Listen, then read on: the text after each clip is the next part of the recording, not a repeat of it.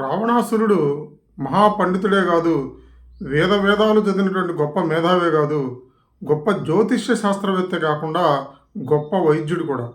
ఆయన సీతమ్మ తల్లిని చూసిన వెంటనే ఆమె యొక్క బాధను గమనించగలిగినటువంటి శక్తి ఉన్నటువంటి వాడు. ఆమెకి గర్భసంచికి సంబంధించినటువంటి సమస్యలు ఉన్నాయి. అందుకే అడవిలో అన్ని రోజులు వనవాసం చేసినా ఆమె గర్భం ధరించదు.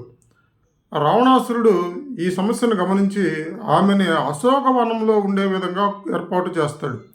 అశోకవనం యొక్క గొప్పతనం ఏంటంటే, అశోకము అంటే శోకాన్ని పోగొట్టేది. ఎవరి శోకాన్ని పోగొడుతుంది? స్త్రీలకు సంబంధించినటువంటి స్త్రీ వ్యాధి సమస్యలు పోగొట్టడంలో అశోక చెట్టు చాలా గొప్ప విశిష్టత కలిగి ఉన్నది. అందుకని అమ్మవారికి ఉన్నటువంటి గర్భసంచి సమస్యను పోగొట్టడానికి ఆయన ఆమెని అశోకవనంలో కూర్చోబెడతాడు. అందువలన తర్వాత ఆమె రావణాసురుడు మరణం తర్వాత అయోధ్యకి వెళ్ళిన తర్వాత గర్భం ధరిస్తుంది. అంటే అశోక చెట్టులో ఒక అద్భుతమైనటువంటి గర్భసంచికి సంబంధించిన ఔషధ గుణాలు ఉన్నాయి. శోకాన్ని పోగొడుతుంది కాబట్టి దాన్ని అశోకము అన్నారు.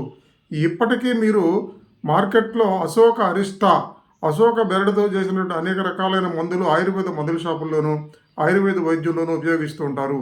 జెండు ఫార్మా వాళ్ళవి కూడా అశోక అరిష్టాలు ఉన్నాయి. అశోక చెట్టుకి అంత గొప్ప విశిష్టత ఉంది.